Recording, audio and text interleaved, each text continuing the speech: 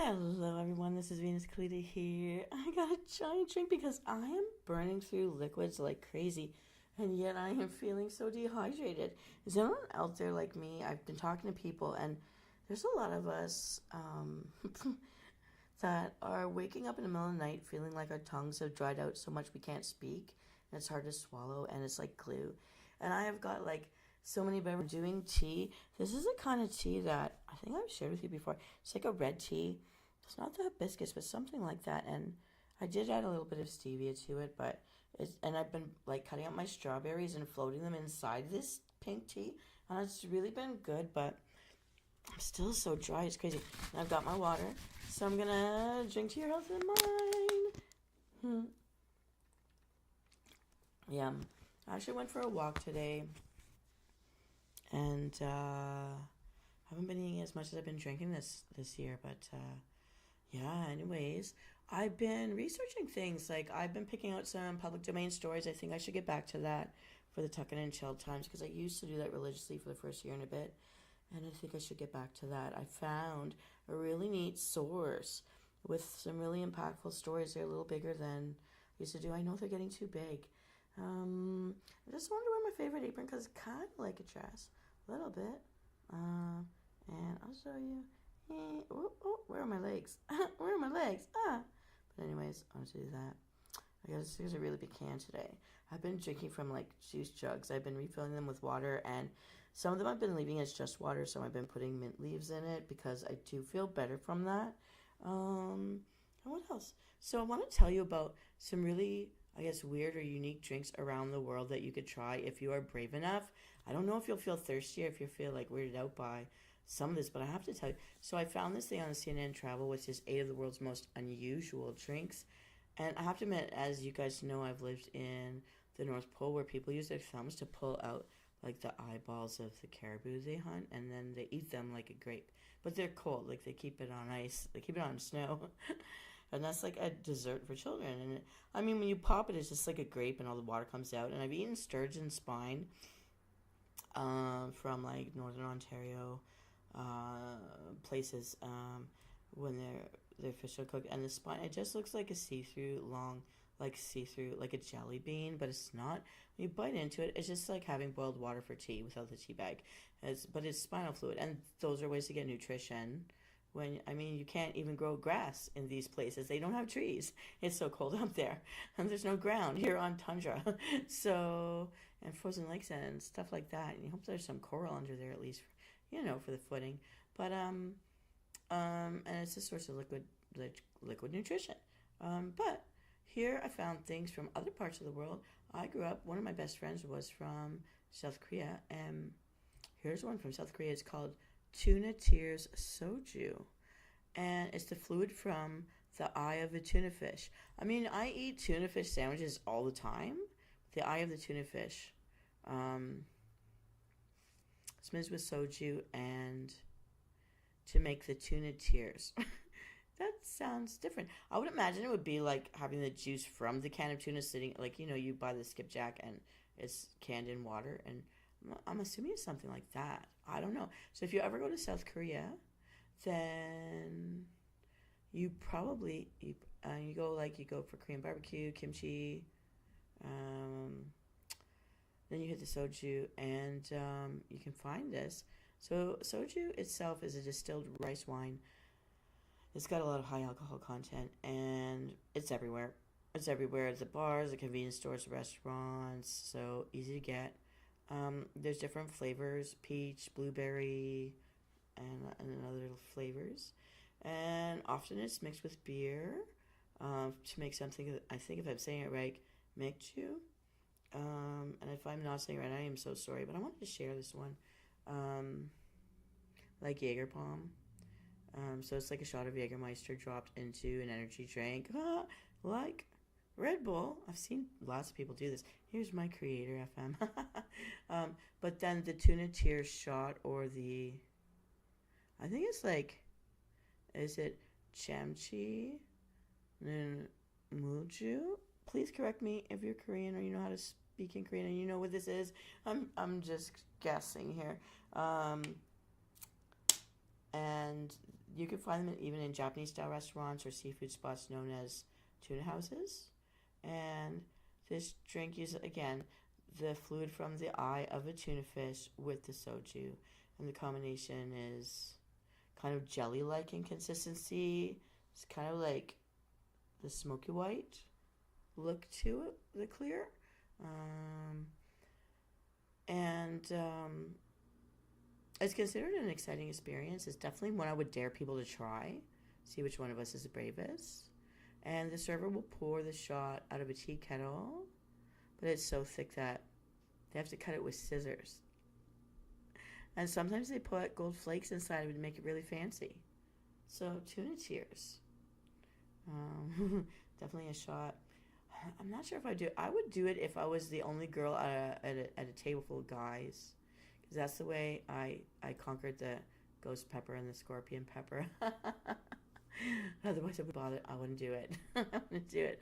I would save my stomach, because if it doesn't get you at the start on your tongue, it gets you in the end. Now, speaking of the hot stuff, okay, some Sinchicada from Ecuador. This is another one. It's a cane brandy. I love brandy because I love like cherry flavor, but this is a little different. It's cane brandy. It's fused with bark of an indigenous rainforest plants. It's the Sucumbíos province of Ecuador. Now, I've done actually like the caveman diet, Riddle Me Din Din episodes in the past where like survival, knowing which barks that you can actually cook or turn into chips, turn into something. There are edible barks, but you have to be careful. You have to know which ones you're doing. Also, you have to know with bark teas and things like that, you can have only so much per week to be on the safe side. So this is an interesting one I found because it includes a bark. So the natural version of this drink is known in Amazonian communities. And just hearing that, I got really curious. Because, Wonder Woman, Amazons, from my childhood, I got to know. It's an interesting, we heard interesting things from there. So, if you're making it by yourself, you have to find a recipe to make your own at home. I haven't looked up the recipe for it yet, but it's like a cane brandy fused with the bark of these rainforest plants, and it is an alcoholic drink where the main ingredient is like aguardiente de cana, so sugarcane alcohol, and it's also used as a cold medicine, and people in the Andes use it. It's used to soothe rheumatoid arthritis, and it's believed to be an aphrodisiac and a libido booster. Also, I just know, eat pork. In 20 minutes, you're good. I'm just saying. Anyways, as a Benjamin, here we go. So, in Ecuador, partying Ecuador style, they say you take a shot of this straight, just one, because it's 25% ABV.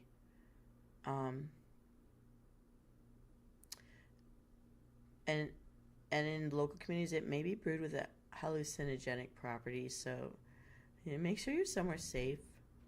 Make sure your keys and your wallet are somewhere safe. Make sure you're only with people that you really trust, or nobody. Lock yourself in. Make sure there's water on hand. I don't know. Apparently, it's very popular among travelers in Ecuador. Naughty, naughty. I haven't looked up this recipe. If you want me to, let me know in the comments. But interesting to hear about. Okay, so this one I'm not sure about. Traveling over to Nepal, millet beer, tongba, and it's made by fermenting whole grain millet. I don't know what millet is. I'm kind of thinking like the girl and the spider, and she had those curds and whey. Anyways, but so I looked this up a little bit. Okay, so it's a drink that comes from the Limbu people of Nepal. It's common there, and there are a lot of foreigners who go looking for it to give it a try.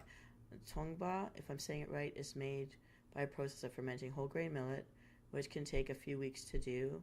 And when it's ready to drink, they serve it in a barrel-like cup. So which is the Tongba. Now, I know if we were to go to Toronto and go to the Black Creek Pioneer Village, they have the Cooper, the barrel maker, and the guy there that I know, he makes these little mini barrels using the barrel making process with a handle on it. So they look like beer steins, but they're wooden. They look like mini barrels in your hand, a big barrel mug. I think they're more than $10 for sure to buy, but made with real wood, and they're really neat. But that's what I know of, those kind of mugs. But they're Tongba. So what they do, they say you've got to pour in boiling water.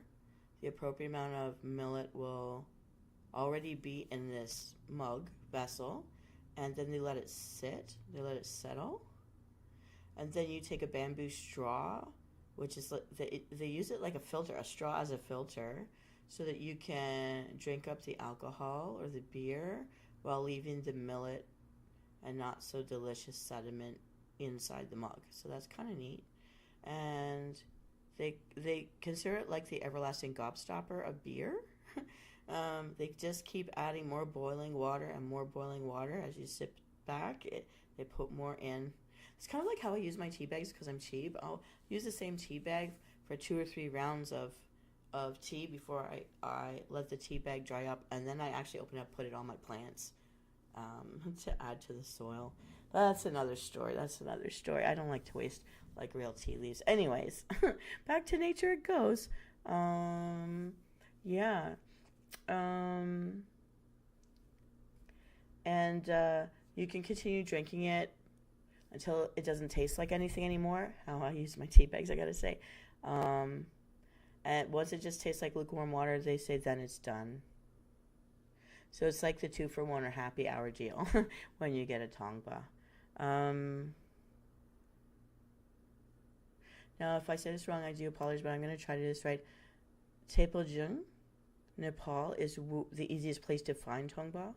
And Tamil, the downtown center of Kathmandu,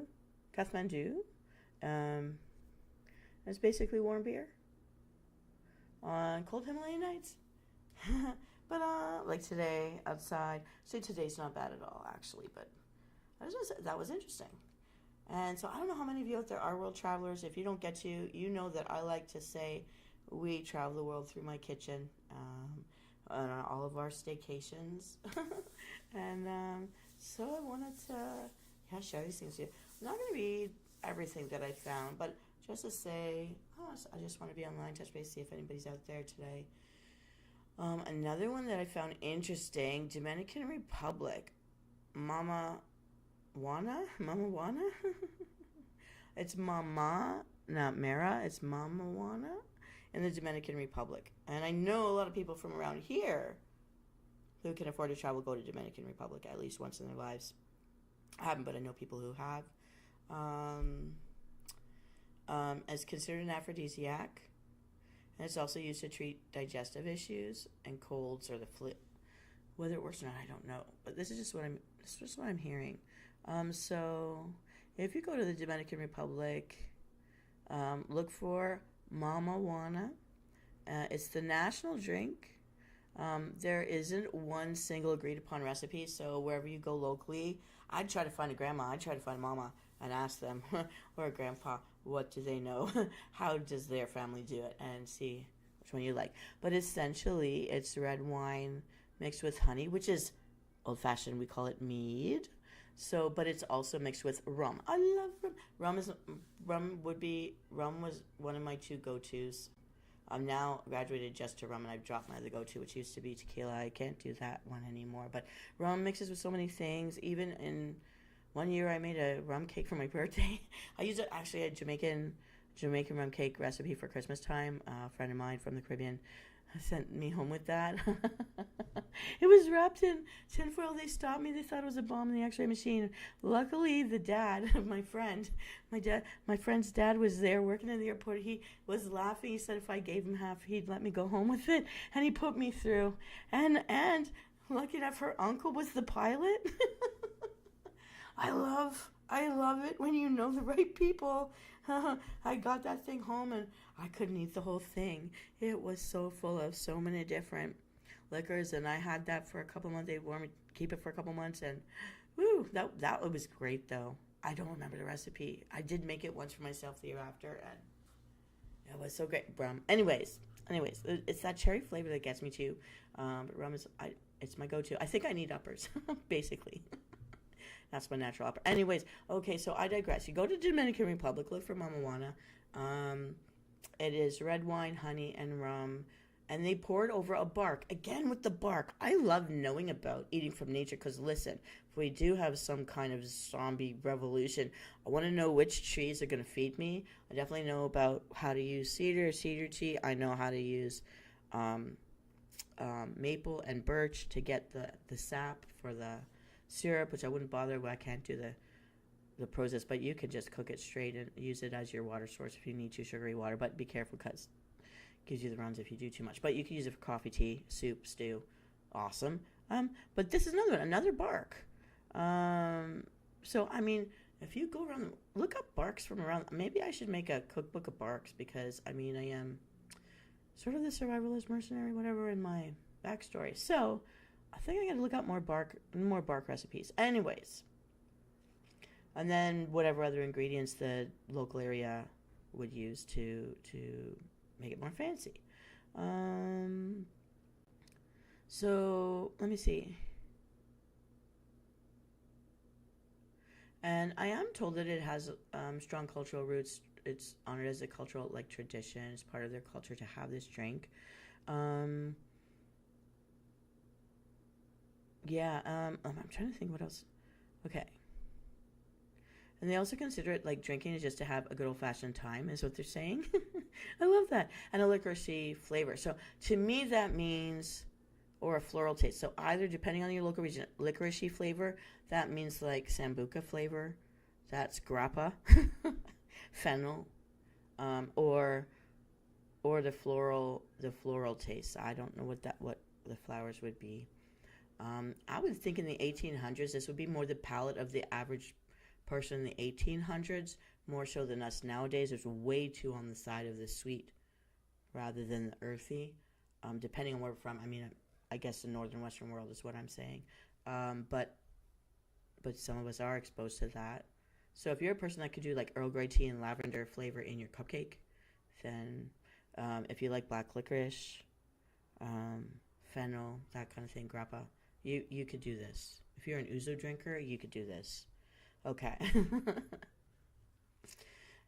and some local people say it's a post-meal digestive. So it's the after-dinner drink, not a before-dinner. It's not the happy hour drink. It's what you have after you ate and you're ready to sit down in front of a fire for the night. All right. I just like the sound of this, and I just like the idea of the island, and I hope I can see one day before I die Fiji. It's called kava. It's an important part of the Fijian ceremonies, part of their heritage. Savu savu. And if I've said it wrong, again, I do apologize. It sounds interesting. And it's a part of formal meetings and special occasions, kava. So if you go to a kava ceremony in Fiji, they might let you try this drink. And it comes from an intoxicating pepper plant. Interesting that it's a pepper plant. So if you have a pepper allergy, don't do this. And they pound it down into a powder, and then they mix it with water. That's it. And let me see. One person described the experience as there's a bunch of reasons it affects people. It has 18 active compounds, and it made this person feel extra cheerful, very mellow, numb lips and tongue. Oh my goodness. But it also made them very talkative and cooperative. I think this is something the CIA or some military group would want when interrogating people, or you've really got that downer friend and you just sneak it in. No, I'm not saying to do that. Don't do that. That's wrong. But I'm just saying maybe that's funny, but I would be concerned about the numb lips and tongue. But talkative and cooperative, you again, lock yourself in a room by yourself. put a camera on yourself to find out what really happens, because I wouldn't trust anybody, my keys, my wallet, or myself, unless I knew what was going to be happening. They say kava has a psychoactive properties, but it's legal in Fiji, although it's banned in other countries. So, I mean, my site is for people over the age of 18, and there are other countries that allow you to drink at younger ages. So, I'm gonna say officially, don't do this. But kava in Fiji, it makes you curious. All right, this is where I stopped my research and felt a little gross, but then I went back to actually read what it actually was. So the title and what came to my mind first, two or three things that are the wrong thing, I suppose. Meat breast mezcal. Mezcal de pechuga. I'm thinking pesh is like skin. Pechuga. And of course, meat and breast, two things from two different genders. I don't know. I'm just saying I didn't know. And so I went away for a while. And then I came back and actually read the English. So, mezcal de pechuga is made by hanging a raw chicken, a hen, a rabbit, or a turkey breast. So, a poultry breast that's raw over a still where the mezcal is being distilled. I'm thinking that means it's dripping the blood down, or the smell of it as it's hanging there. I don't know. And what they're saying is it's a popular drink in Mexico. You can find mezcal itself in many bars all over the world, but this one particular stands out because the meat breast mezcal is not produced the same way as the average mezcal. So in the mezcal de pechuga process, a raw chicken breast or other poultry or rabbit is hung over the still where the mezcal is being distilled, and it slow cooks in the vapors coming off of the mezcal that's being distilled. And it gives this drink some kind of a punch. And so somebody who owned a distillery in Osaka, I'm not sure if I said it right, I'm so sorry. They said they'd take the chicken breast and put it inside of a plastic bag with small holes. Then they would place the bag inside the huge container where the mezcal has been filtered. And they leave it in there for some time. I don't know how much time, but they steep it, basically.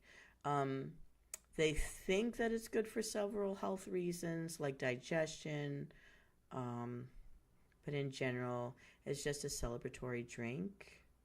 But you shouldn't mess around with it. Again, lock yourself in somewhere for, I don't know. Make sure there's a fan. And then the very last thing that I found on this thing, it's disgusting. So last night I was watching this mummy movie with Tom Cruise and this mummy girl that she made a deal with the god of death, and I don't know if you guys remember it. I don't remember what it was called. And some, nice looking model girl, covered in script all over her face, was the mummy that couldn't fully complete her ritual so she could take over the world. She knew it. Anyways, so I watch a lot of mummy shows, and I've seen real mummified bodies. I've seen people who needed, unfortunately, to have amputations to save their life because they couldn't save their limbs. And the parts of our bodies that when the blood can't go, they can go down to your fingertips but not back up your hand, which is something I almost lost a couple of fingers to that, but I was lucky to get into a good surgeon in Sunnybrook, downtown Toronto, in the last Hail Mary moment to save my hand. So I've seen when you're in an injury, you're in an accident, something's happening, God forbid, I hope you don't go through it, but I know there's many people that have been through this with your extremities. They'll go kind of black, right? The tissue may not be able to live, even if you can move your bones and reattach the bones. The tendons are working, but it's not always successful. But with mummies and stuff, like, they blacken, they shrivel up a bit, right? Because the meat part of our body is not staying alive. And so I saw this picture, and it's like a black jelly bean-ish, brownish jelly bean, very dark and jelly bean, sitting on top of what I thought was a pile of rice or sugar or flour or something.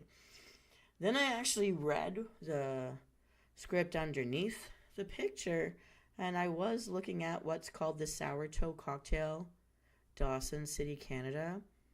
They actually have human toe involved with this.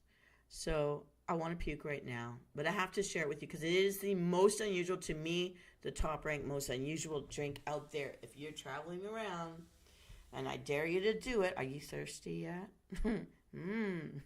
But you know what? I've also had a girlfriend ask me to take lots of pictures of her feet in different ways because she didn't understand foot fetishes. I had heard about it, but this guy she liked was into this, and I took so many pictures of her feet in different places and different shoes and different, because I knew all the kinds of shoes.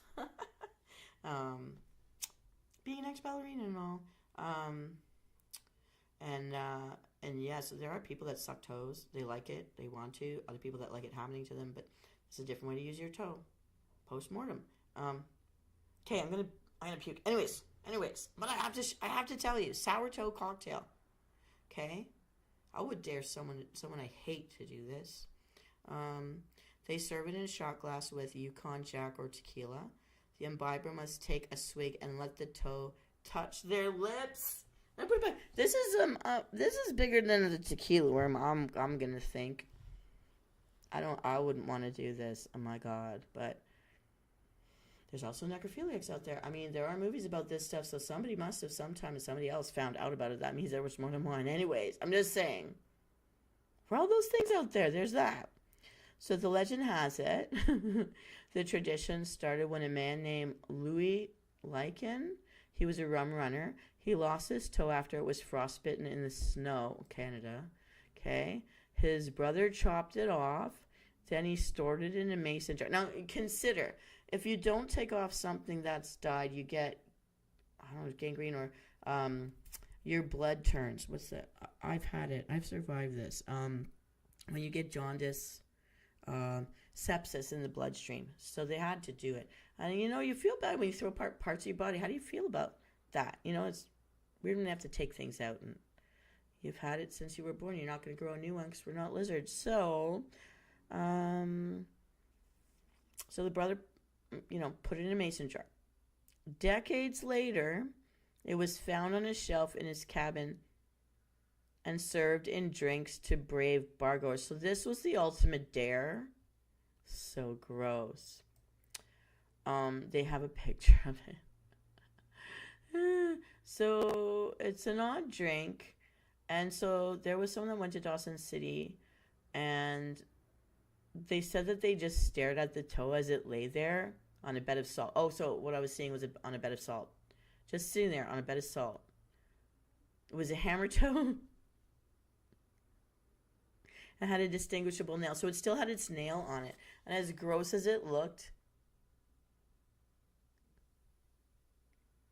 they thought it was kind of funny about the absurdity of it, right? And apparently other toes have been generously donated and used in the cocktail because several of the predecessors have been stolen or swallowed. Some people swallowed them. It's like the tequila rum, right? I'm gonna throw up. I can't even drink my water right now. No. They have a toe captain in their downtown hotel where they patented and copyrighted the recipe, so you can't serve it anywhere else. They also have a drink called the Foot. I don't want to know. Which is a double shot. Okay, it's a double shot with all 5 toes, although from different humans as their donations, served in one drink. And they do this once they finish mummifying the donated toes.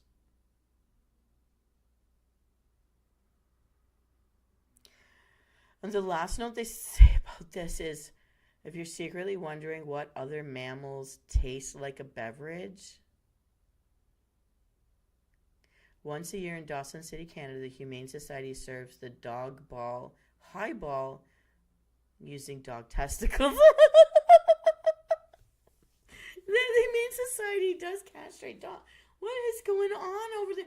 Listen, I've lived in northern Canada, albeit through the east and central Canada. I never made it all the way to BC. But I have to say, I mean, when the wind blows, the satellite goes down. You don't have Facebook. You don't have Wi-Fi. There's normal daily life to do. Beyond that, you got to make your own fun. You're hunting, you're fishing, you're cooking, you're cleaning, you're sewing. The clothes for everyone takes all year, every year, and everyone keeps growing. You know, so what do you do for fun? That's so disgusting. I wonder if we could like cross the universal stream of time periods in human history and take the people who thought it was normal to mummify their bodies and brought them to Dawson just to get their opinion of what we do with toes, because they saved all their major organs in vessels so that everything you need for life in the afterlife is protected. What would they think of that? I don't know. They mummified their pets too. Dogs, cats, all sorts of things. So I would have liked to know the ancient Egyptian perspective where mummification was normal. Take those monks who had to do that, whatever they call themselves, the holy men that did the mummification process, and take them to Dawson City. I would want to know their perspective of it. I really would want to know. If you come from one of these cultures, please tell me what you think. And if there's other things like this in the world, maybe I don't want to know, but it's so interesting and gruesome at the same time. Tell us in the comments. If you're from these cultures, and you think about what the other culture's doing, tell me what you think that impression would be. What would your grandparents have said about this? I would like to know. I think that's fascinating. What people come up with. Also in places where you can't even grow grass and you don't have trees. I mean, is auto-cannibalism? Semi-cannibalism? I don't know. But I'll just say, are you thirsty? Anyways, I just wanted to enjoy the beautiful color. We don't see much of outdoors right now. Even evergreens are a darker green than this, and I just felt nice and clean with my drink to give me some energy. And I'm going to get up and walk around now. I don't know what you think of this little post, but hey, we've been chit-chatting for about a half an hour, so I'd say that's all right. May or may not be on later, but peekaboo. It's Venus Callida. Okay, I'm going to drink my berry tea with my strawberries floating in it. Much rather let the strawberries kiss my lips than a toe. Anyways, or dog testicle. Oh my goodness. All right. Stay hydrated, my friends. Take care of yourselves. You're worth it. This is Venus Callida. Bottoms up for me.